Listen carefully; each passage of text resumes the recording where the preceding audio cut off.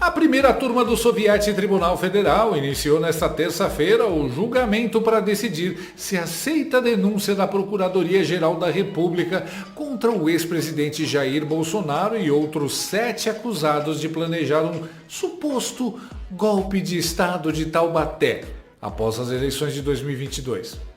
Oh, que suspense! Será que eles aceitarão? Eu não consigo imaginar. Se a denúncia for aceita, os acusados se tornarão réus e responderão a uma ação penal no STF. Caso contrário, o processo será arquivado. O presidente da primeira turma agendou 3 sessões extraordinárias para o julgamento, 2 na terça-feira, às 9h30 da manhã e às 14 horas, e outra na quarta-feira, às 9h30 da manhã. Como se sabe, a acusação é uma farsa e o julgamento um teatro. As cartas já estão marcadas e não há nada que o regime Supremo PT queira mais do que prender Bolsonaro e deixar o caminho livre para a oligarquia corrupta que sempre mandou e roubou no Brasil. Caio Coppola falou muito bem sobre isso. O de Jair Bolsonaro é uma farsa, cujo desfecho já é conhecido por todos que têm olhos para ver e ouvidos para escutar. O ex-presidente Jair Bolsonaro será condenado por juízes que não poderiam julgá-lo e será preso por crimes que não cometeu. A gravidade dessa fraude está expressa muito bem em Provérbios 17:15. Há 2 injustiças que o Senhor abomina: que o inocente seja condenado e que o culpado seja colocado em plena liberdade como se fosse justo. É exatamente o que nós testemunhamos no Brasil atual. Quando o resultado de um julgamento já está decidido antes mesmo do processo, isso não é justiça, é teatro, é barbárie togada. É o STF rasgando a Constituição em nome de um projeto de poder. Hoje é o Bolsonaro, amanhã pode ser qualquer um de nós. Eu acredito que esse julgamento será o divisor de águas. O país nunca mais será o mesmo. Irão acionar o botão da caixa de Pandora. E como em toda peça de teatro, o primeiro ato posicionou os atores, introduziu o cenário e trouxe algumas surpresas. Por ser de interesse público, o julgamento foi transmitido pela TV Justiça e pelo canal do YouTube do STF, que trancou os comentários assim que todo mundo começou a questionar e zoar os togados. Corta os comentários, eu corto seu pescoço. Muita gente estava assistindo no Brasil e lá fora esse julgamento. Quem estava assistindo lá fora? Ninguém mais, ninguém menos que Donald Trump, que acompanha com grande interesse o que esses caras estão aprontando com o Brasil. Claro, o julgamento do Bolsonaro é o Natal da Daniela Lima e ela até vestiu um modelito especial para transmitir a festa religiosa mais importante dela. Bom dia, meninas. Bom dia para você que está em casa. Os ministros da primeira turma estão reunidos desde cerca de 8h30 da manhã, acompanhando pessoalmente os trabalhos da segurança e concentrando para iniciar o julgamento pontualmente às 9h30. O relator do caso, o ministro Alexandre de Moraes, finalizou o voto dele no último fim de semana. Segundo auxiliares, o texto é longo e ele deve apresentar apenas um resumo, estou falando do voto, durante a sessão. Os detalhes desse julgamento histórico você acompanha aqui no Conexão. É a primeira vez na história do Brasil que acusados de tentativa de golpe vão a julgamento. O ministro Alexandre Uglandi começou fazendo uma leitura detalhada do relatório do inquérito do suposto golpe de Estado de Taubaté, antes do julgamento de Bolsonaro e outros 7 aliados. Em conclusão, presidente, em 13/3/2025, após a apresentação das respostas pelas defesas dos acusados, assim como a manifestação da Procuradoria-Geral da República, solicitei, nos termos do artigo 234 do Regimento Interno do Supremo Tribunal Federal, a Vossa Excelência, dia para julgamento presencial para deliberação sobre a denúncia oferecida pelo Procurador-Geral da República em face do denominado Núcleo 1. E aí, uma surpresa que abalou o Xandemar. Bolsonaro chegou à primeira turma do STF para acompanhar o julgamento e sentou-se na primeira fila, cara a cara com Xander Cleison. e já temos as imagens do ex-presidente Jair Bolsonaro chegando à primeira turma do Supremo Tribunal Federal. Ele chegou acompanhado do seu advogado, Paulo Bueno, imagens que foram feitas dos nossos repórteres aqui de Brasília, Vladimir Neto e Gioconda Brasil, que estão acompanhando a sessão de dentro da primeira turma. Jair Bolsonaro, que chegou a Brasília há menos de uma hora e se dirigiu ao Supremo para ficar, gente, na primeira fileira, ali ao lado do Paulo Bueno, que é um dos seus advogados. Ele também ficou ao lado do advogado de Braga Neto, o Juca, né, José Luiz Oliveira Lima. E a partir daí, então, Bolsonaro vai assistir diretamente da primeira turma se vai virar réu com mais 7 aliados ou não por uma tentativa de golpe. Lembrando que essa informação de que Bolsonaro iria chegar ao Supremo, iria pessoalmente ao Supremo acompanhar o seu julgamento, foi antecipada pela Andréa Sadi. Eu também consegui falar com o deputado Zucco, que foi com quem Bolsonaro chegou em Brasília, pisou em Brasília, ele já estava com o deputado federal Zucco, de quem ele é aliado de primeira hora. Cogitou-se, inclusive, de que Bolsonaro primeiro fosse para a casa de Zucco para assistir, mas depois houve uma mudança e aí Bolsonaro e sua equipe jurídica decidiram assistir o julgamento na primeira turma, direto do Supremo, onde os 5 ministros começam a decisão que vai alinhar, né? Vai, então, determinar se Bolsonaro e mais 7 vão virar réus ou não.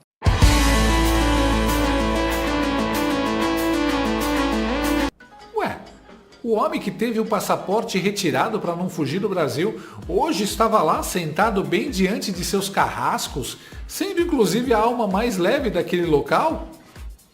Bolsonaro mostrou que quem não deve não teme. Por outro lado, quem deve teme, ou melhor, treme. Repare no papel nas mãos de Chanderley nesse momento. Augusto Heleno Ribeiro, Jair Messias Bolsonaro, Mauro César Barbosa Cid, Paulo Sérgio Nogueira de Oliveira e Walter Souza Braga Neto. A presidência da primeira turma agendou as sessões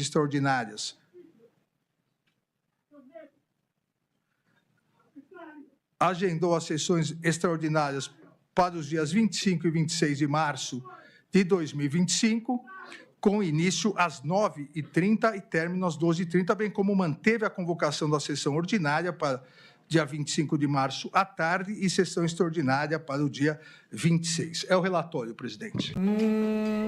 É muita emoção ao ver Bolsonaro bem ali à frente dele. O Alan dos Santos fez um comentário interessante sobre a tremedeira. Dá um zoom na folha. Olha como ele tá tremendo. Sim. Tira o mouse dali. Isso. Olha como a folha tá tremendo. Ele olha assustado. Olha como ele tá tremendo. Meu Deus. Olha como ele tá tremendo. Nisso, não. Eu percebi. O que acontece? Com início às 9h30. Isso, pode deixar no tamanho normal agora. Deixa só o vídeo rodando sem áudio aí. Eu quero analisar algo de extrema importância. Alexandre de Moraes está visivelmente inseguro da decisão que ele está tomando, porque é a ordem de alguém, não é dele. Ele está completamente inseguro. A folha dele treme igual vara verde. A última vez que eu vi uma folha tremer assim, foi o Nando Moura debatendo com Mamãe Falei. Que a folha ficava assim. E é óbvio que pode ser só nervoso, não medo em si, né? Mas que é evidente que ele está tremendo. Mas essa tremedeira também teve a ver com algo que aconteceu no momento. O desembargador aposentado e advogado de Felipe Martins, Sebastião Coelho, foi barrado, impedido de entrar no local. E em seguida foi detido por desacato a mando de Barroso Esper. Nós chegamos aqui 8h40 da manhã. Chegamos cedo. Ontem eu fiz contato na secretaria da turma para poder saber. Como é que é o seu nome? Não pode gravar, doutor. Aqui não pode gravar. Por que eu não posso gravar? Porque o senhor está numa área federal e é a ordem. Eu estou me gravando. Estou aqui na porta da turma onde começou o julgamento. Sou Sebastião Coelho, advogado de Felipe Martins. Tem lugares dentro do plenário e estou sendo impedido de entrar. É a minha imagem, amigo. Eu estou fazendo a minha imagem aqui na porta do plenário, lugares vazios, e estou sendo impedido de entrar. O que se ouve no vídeo do Xandildo tremendo é o doutor Sebastião se manifestando.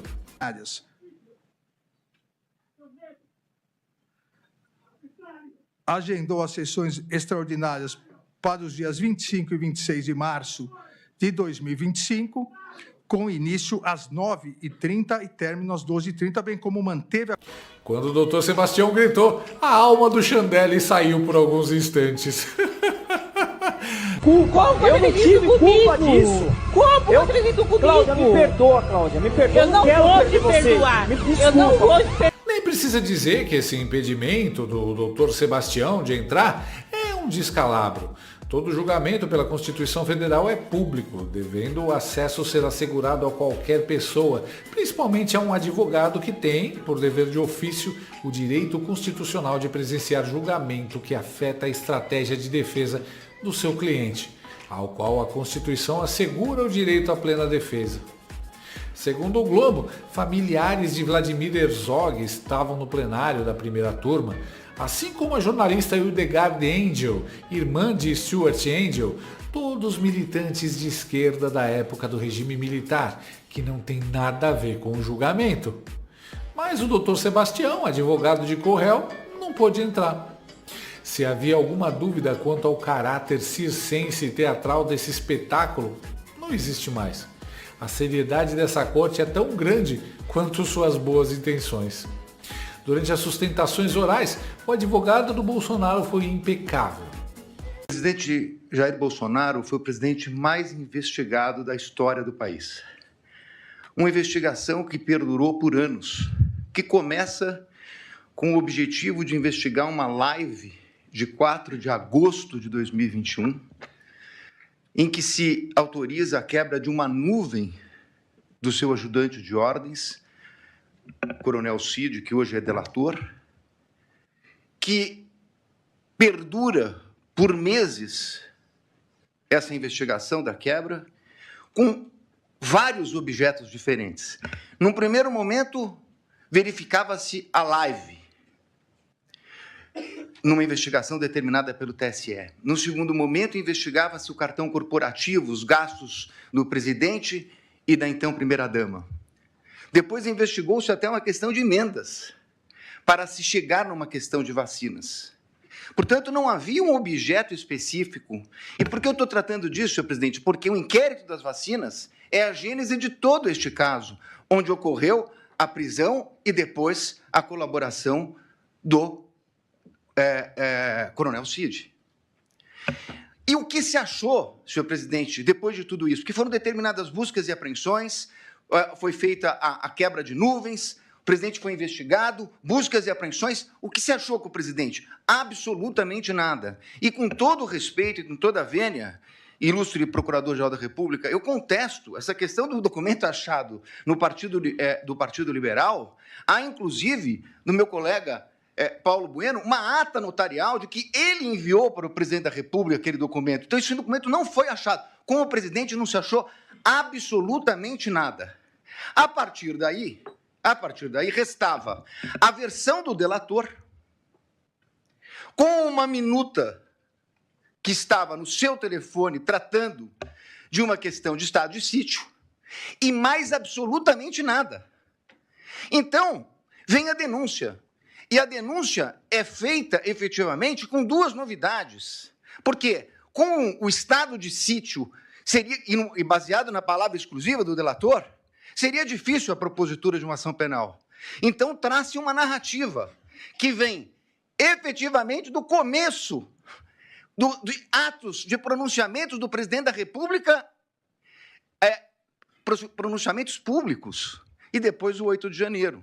Esqueceu de falar que até perseguição por importunação de uma baleia teve.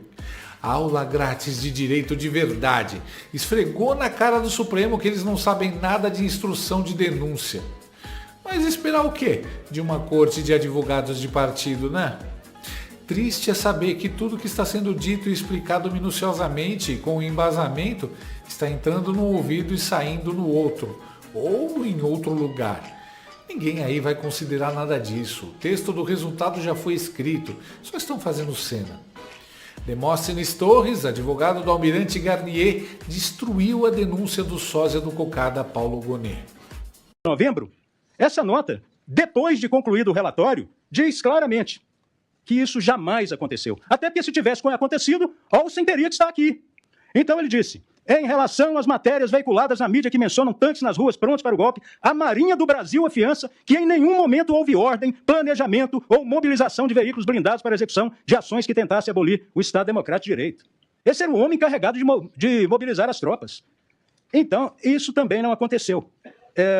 O fato é que os romancistas da Polícia Federal, eles não quiseram pedir de volta os autos para analisar isso, até porque a Marinha aqui se coloca à disposição para esclarecer esses fatos. Foram analisados mais de 250 milhões de áudios e mensagens pela Polícia Federal e Ministério Público Federal. 250 milhões, nenhum foi enviado ou recebido pelo almirante Garnier. Foi feita busca e apreensão na casa dele. Apreendido aparelho celular, apreendido agenda e tudo mais. E nada foi encontrado contra o almirante Garnier. Caraca, romancistas da Polícia Federal. Brabo! O Demóstenes Torres comeu o rabo do Gonê ao vivo. Advogado bom.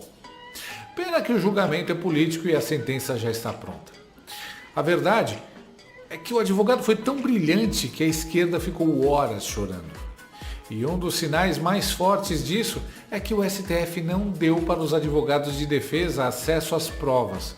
É tipo te colocar para lutar com Mike Tyson com as duas mãos amarradas e uma venda nos olhos. A situação foi tão absurda que o advogado de Braga Neto ficou inconformado. Eu não tive acesso, eminente ministro Flávio Dino, ao que foi apreendido na casa do general Braga Neto. Eu não sei o conteúdo do computador do general Braga Neto. Eu não tenho o telefone, o acesso às mensagens do telefone do general Braga Neto. Como é que eu posso exercer o direito de defesa, ministra Carmen Lúcia? Como é que eu posso mostrar a Vossa Excelência que mensagem X ou Y refuta o que foi dito na denúncia? Eu não tenho como. Não me parece razoável que essa defesa tivesse acesso ao conteúdo do celular. Não teve. Mas, como eu disse, tudo teatro, isso não é um julgamento. Todos já estão condenados. Isso é um tribunal de exceção, um show trial. Afinal, o próprio ministro Zanin, ex-advogado do Lula, num ato falho, deixou escapar que para ele os indiciados já são réus. Advogado do denunciado Jair Messias Bolsonaro, no sentido de indeferir que o colaborador Mauro César Cid se manifeste antes dos demais réus, denunciados, desculpa. Ato falho, onde o desejo do inconsciente é realizado. Não foi um acidente essa fala, foi a mais pura vontade do Zanin. A verdade é que Bolsonaro já foi condenado há uns 5 anos. Hoje é só a conclusão do processo. Aliás, Chandeleide deixou o espetáculo ainda mais bizarro ao usar o julgamento para dar showzinho para a internet e se defender de tudo que falam dele. Tiro no pé. O cara foi dizer que só condenou 43 idosos e ficou parecendo ainda mais psycho. Eu aproveito aqui, presidente, para desfazer uma narrativa totalmente inverídica. Até um dos nobres advogados disse uma questão de terraplanismo. Aqui seria muito semelhante. Se criou uma narrativa, assim como a Terra seria plana, o Supremo Tribunal Federal estaria condenando, abre aspas, velhinhas com a Bíblia na mão, fecha aspas, que estariam passeando num domingo ensolarado pelo Supremo Tribunal Federal, pelo Congresso Nacional e pelo Palácio do Planalto. Nada mais mentiroso do que isso. Seja porque ninguém lá estava passeando, e as imagens demonstram isso, seja pelas condenações que eu peço para colocar para facilitar. Nós tivemos já 1.029 condenações, 7 absolvições e ainda há 439 ações penais em andamento. Condenados a apenas de 17 anos, 43 dos 497 condenados. Das 497 condenações, só 43 tem mais de 60 anos. E, na verdade, se nós pegarmos mais de 70 anos, foram imagens utilizadas, são 7 condenações. O deboche de quem se diverte com a crueldade. Ele fala que as imagens mostram, mas cadê essas imagens? Flávio Dino falou que apagou todas. Bom, de todo jeito, repara que tem uma parte que Chandilene se entrega. Ele fez uma pausa porque certamente ele pensou que o dado estaria errado. 43 idosos demonstra claramente que era um grupo de manifestantes comuns e não uma milícia armada, que é o que inferem. Ele fez a pausa, leu o descritivo e foi obrigado a confirmar. O segredo realmente que eu tenho para contar para você aqui é esse. Você é careca! O show de horror estava tão grotesco que o maior choque pra gente foi ver um ministro tendo uma atitude sensata. O ministro Fux votou pela incompetência da turma do STF para julgar Bolsonaro e os demais denunciados, criticando a incoerência dos colegas. Em primeiro lugar, essa matéria não é tão pacífica assim. Essa matéria já foi mudada e remudada e voltou-se à tese originária várias vezes. Primeiro, no meu modo de ver, se essa matéria fosse tão pacífica, depois da mudança do regimento, dias atrás, desse mês, 11 de março de 2025, 11 de março de 2025, eu votei na companhia de outros colegas e fiquei vencido. Então, eu peço todas as vênias para manter a minha coerência de que manifestei semana passada. Ministro Fux sabiamente se desgarrando do restante da turma que já é visada no mundo todo. Ele sabe que essa canoa é furada.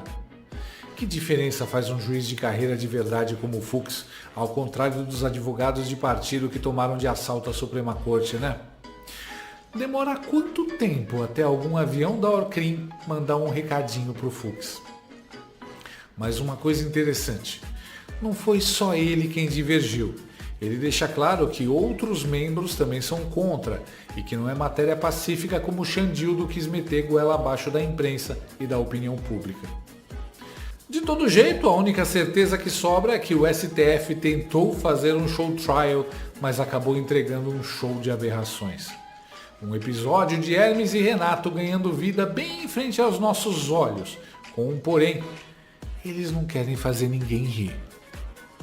Nessa situação de ver, olhar e ver a avó dele no fundo da cadeia, uma senhora decente, uma senhora digna, uma senhora de alta responsabilidade. Não acredito!